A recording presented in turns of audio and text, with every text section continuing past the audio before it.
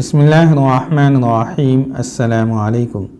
Rainy نے کہا، کہو تو تمہارے گھر سے وہ سارے خنجر، تیر و کمان اور آتش گیر مادہ برآمد کرا دوں جو تم نے اپنے گھر میں میری قوم اور میری حکومت کے خلاف استعمال کرنے کے لیے چھپا رکھا ہے، اور جو تمہیں گھر میں رکھنے کی اجازت نہیں۔ النور کو تم تیغ زنی سکھا رہے ہو، اور تمہارے ساتھ جو دوست ہمارے خلاف کام کر رہے ہیں ان میں سے کئی ایک کو جانتی ہوں، لیکن عثمان، تم نہیں جانتے کہ تمہارے اور قید خانے کے درمیان میرا وجود حائل ہے۔ تم جانتے ہو کہ میرا باپ کون ہے اور وہ کیا نہیں جانتا اور کیا نہیں کر سکتا۔ وہ 5 مرتبہ گھر میں بتا چکا ہے کہ عثمان کی گرفتاری ضروری ہو گئی ہے۔ میں نے 5 مرتبہ باپ سے منت کر کے کہا ہے کہ عثمان کی بہن میری بڑی پیاری سہیلی ہے اور اس کا باپ ایک ٹانگ سے معذور ہے۔ 2-3 بار میرے باپ نے مجھے ڈانٹ کر کہا ہے کہ میں تم لوگوں کے ساتھ تعلق توڑ دوں۔ مجھے یہ بھی کہا گیا ہے کہ مسلمان اس قابل نہیں کہ ان کے ساتھ اتنی زیادہ محبت اور مروت کی جائے، لیکن میں ماں باپ کی اکیلی اولاد ہوں، وہ مجھے ناراض نہیں کرنا چاہتے۔ سورج غروب ہو گیا تھا، شام تاریک ہونے لگی تھی۔ عثمان صارم خاموش رہا، اس کا ذہن کسی اور طرف تھا۔ وہ کچھ جواب دیے بغیر چل پڑا۔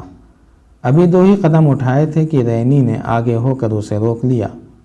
وہ اس کے قریب ہو گئی، اتنی قریب کہ ان کی سانسیں ٹکرانے لگی۔ رینی کے ملائم ریشم جیسے بال جب عثمان صارم کے گالوں سے لگے تو وہ یوں تڑپ اٹھا جیسے پھندے سے آزاد ہونے کی کوشش کی ہو۔ رینی نے اسے چھوڑ دیا۔ مجھے آزاد کر دو رینی، عثمان صارم نے اکھڑے ہوئے لہجے میں کہا۔ مجھے پتھر بن جانے دو، میرا راستہ کوئی اور ہے، ہم اکٹھے نہیں چل سکیں گے۔ محبت قربانی مانگتی ہے، رینی نے نشیلی آواز میں کہا۔ کہو کیا قربانی مانگتے ہو؟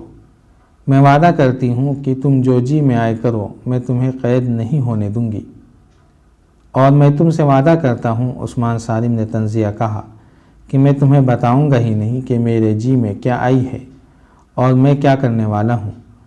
میں تمہارے اس حسین جسم اور ریشمی بالوں کے جادو میں نہیں آؤں گا، تو پھر مجھے ثابت کرنا پڑے گا کہ میں تمہارے لیے قربانی دے سکتی ہوں۔ رینی نے کہا، جاؤ عثمان، تم جلدی میں ہو، لیکن میں تمہارے گھر آنے سے باز نہیں آؤں گی۔ عثمان صارم دوڑ پڑا۔ رینی اسے دیکھتی رہی اور آہ بھر کر چلی گئی۔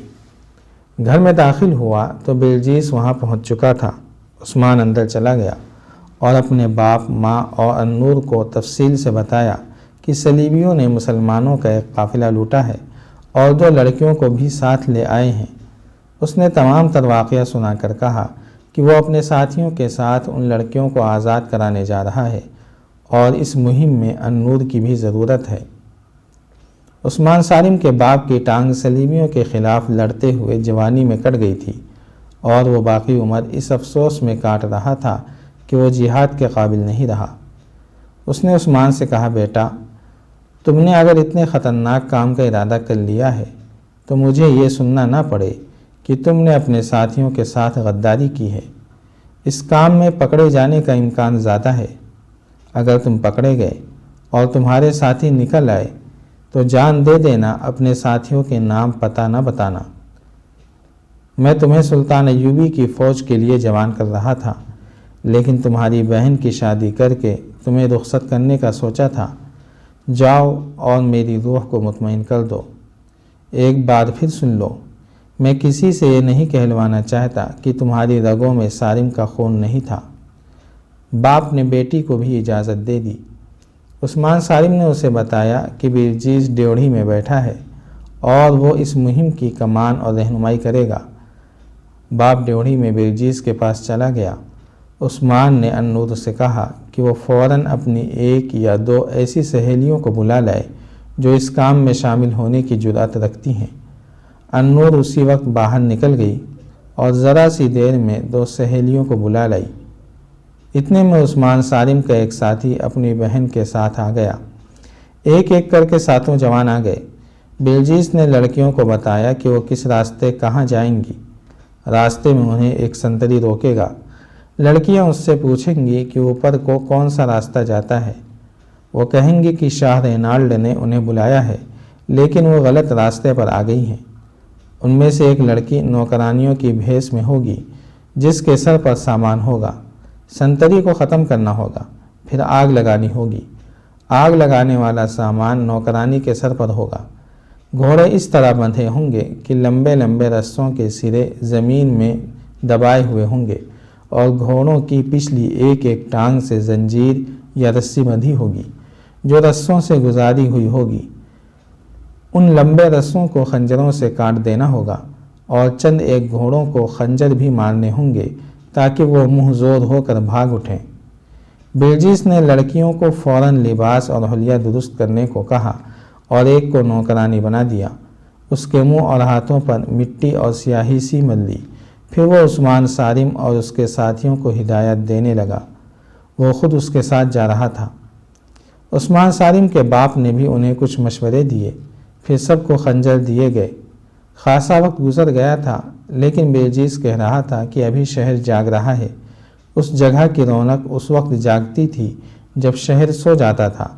تیاریوں میں وقت گزرتا رہا اور روانگی کا وقت ہو گیا۔ سب کو اکیلے جانا اور ایک طے شدہ مقام پر ملنا تھا۔ لڑکیوں کا راستہ الگ تھا۔ انہیں اندازاً وقت بتا دیا گیا تھا جب انہیں آگ لگانی تھی۔ اس وقت بلجیس کی جماعت کو حملے کے مقام پر ہونا چاہیے تھا۔ یہ بہت نازک اور خطرناک مہم تھی جس میں وقت کی غلطی اور کسی کی کوئی بے احتیاطی سب کو ایسے قید خانے میں ڈال سکتی تھی جو جہنم سے کم نہیں تھا۔ سب سے زیادہ خطرہ لڑکیوں کا تھا کیونکہ وہ لڑکیاں تھیں۔ تصور کیا جا سکتا تھا کہ ان کے پکڑے جانے کی صورت میں ان کا کیا حشر ہوگا۔ النور نے کہا کہ پکڑے جانے کا خطرہ ہوا تو لڑکیاں اپنے خنجروں سے خودکشی کر لیں گی۔ وہ کفار کے ہاتھ زندہ نہیں آئیں گی۔ شہر پر خاموشی طاری ہوتے ہوتے سارا شہر خاموش ہو گیا۔ کہیں کوئی روشنی نظر نہیں آتی تھی۔ صرف ایک جگہ تھی جہاں رات کے سکوت کا ذرہ بھر اثر نہیں تھا۔ یہ وہ عمارت تھی جہاں صلیبیوں کی متحدہ کمان کا ہیڈ کوارٹر تھا۔ وہیں صلیبی حکمرانوں اور اعلیٰ کمانڈروں کی رہائش بھی تھی۔ یہ لوگ اس حال میں ایک ایک کر کے آ چکے تھے جہاں وہ ہر رات شراب نوشی اور رقص کی محفل جمایا کرتے تھے۔ اس رات ان کا موضوع 2 نئی مسلمان لڑکیاں اور مال و اسباب تھا جو قافلے سے لوٹا گیا تھا۔ کسی نے پوچھا کہ یہ لڑکیاں کسی اور کام بھی آ سکتی ہیں؟ اس کا جواب ایک فوجی کمانڈر نے یہ دیا کہ لڑکیاں بالغ ذہن کی ہیں، اس لیے انہیں جاسوسی وغیرہ کے لیے استعمال نہیں کیا جا سکتا۔ ایک کی عمر 16-17 سال ہے اور دوسری 22-23 سال۔